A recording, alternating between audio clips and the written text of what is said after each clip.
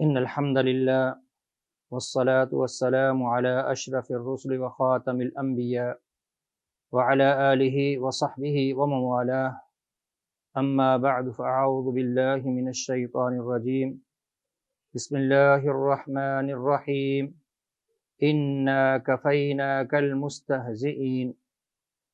اسلام اور اہل اسلام کے خلاف دشمنان اسلام کے حملے کوئی نئی بات نہیں۔ جب سے اسلام ہے تب سے اسلام کے دشمن ہیں۔ اسلام دشمنی میں سب سے بدترین جرائم ان کے ہیں جو عہد رسالت میں گستاخی کے مرتکب ہوتے ہیں۔ اللہ رب العزت کا وعدہ ہے انا کفیناک المستہزئین، اے پیارے حبیب جناب محمد رسول اللہ صلی اللہ علیہ وسلم، ان استہزاء اور مذاق اڑانے والوں کے مقابلے میں ہم کافی ہیں۔ یقیناً اللہ اپنے پیغمبر، اپنے حبیب سید کائنات جناب محمد کریم صلی اللہ علیہ وسلم کے دفاع میں کافی ہے۔ اور یہ اللہ نے کیا اس امت کے سب سے پہلے گستاخی کے مرتکب ہونے والے مجرم ابو لہب، جب اس نے گستاخی کی تبا لک یا محمد کہا تو اللہ رب العزت نے دفاع کیا اور کہا تبت یدا ابی لہب وتب ما اغنی عنہ مالہ وما کسب سیصلی نارا ذات لہب۔ ابو لہب دنیا میں ذلیل و رسوا ہو کر مرے گا اور آخرت میں جہنم رسید ہوگا۔ یہ مجرم عبرتناک موت مرا کہ اس کی موت کے وقت اس کے جسم پہ کیڑے پڑ گئے، بدبوئیں اٹھ رہی تھیں اور کوئی اس کو دفنانے کو تیار نہ تھا۔ اس کے بیٹوں نے اس کا ساتھ چھوڑ دیا، کوئی قبر اس کو جگہ دینے کو تیار نہ تھی۔ یہ اس امت کا پہلا گستاخی کا مجرم جس کو اللہ نے کائنات کے لیے نشان عبرت بنا دیا۔ دشمنان اسلام ہر طرح سے حملے کرتے آ رہے ہیں۔ انہوں نے کیا نہیں کیا، کبھی ہم پہ، ہمارے بچوں پہ، ہماری عورتوں پہ، ہماری عصمتوں پہ، ہمارے نفسوں پہ، ہماری جانوں پہ حملے کیے، اور کبھی کسی ملک میں، کبھی کسی ملک میں، ہر جگہ ان کی وحشت و بربریت کی داستانیں رقم ہیں۔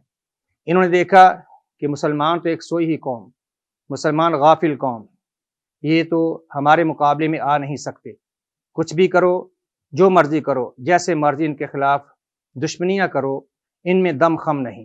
ہر طرح سے انہوں نے ہمارے جسم پہ حملے کیے، ہمیں کچھ غیرت نہ آئی، ہماری عورتیں اٹھائی گئیں، غیرت مسلم بیدار نہ ہوئی، ہمارے بچے یتیم ہوئے۔ مسلمانوں نے انتقام لینے کی نہ سوچی، جہاد سے دور رہے، اسلام کی حمیت بیدار نہ ہو سکی، جسم پہ حملے ہوتے گئے، ہم برداشت کرتے گئے۔ آج ان ظالموں نے ہماری روح پہ حملہ کیا، ہمارے دل پہ حملہ کیا۔ ہمارے پیارے، ہمارے سرتاج، ہمارے سید، ہمارے سردار، سید العالمین، رحمت للعالمین، سید کائنات جناب محمد الرسول اللہ صلی اللہ علیہ وسلم کی حرمت پہ انہوں نے حملہ کیا، اور پھر حملے متواتر چلتے آئے۔ کبھی خاکے بنائے گئے، کبھی ویڈیوز بنائی گئیں، اور کبھی ان کو شائع کیا گیا، کبھی کسی ملک میں، کبھی کسی ملک نے۔ اب تو سرکاری سرپرستی میں یہ ایک ریت چل نکلی ہے، اے مسلم تیری غیرت پہ حملہ ہو رہا ہے، تیری عزت پہ، تیری آبرو پہ، تیرے حمیت دینی پہ۔ اب نہیں بیدار ہوگا تو کب ہوگا؟ اللہ اپنے نبی علیہ السلام کے دشمنوں کے مقابلے میں کافی ہے۔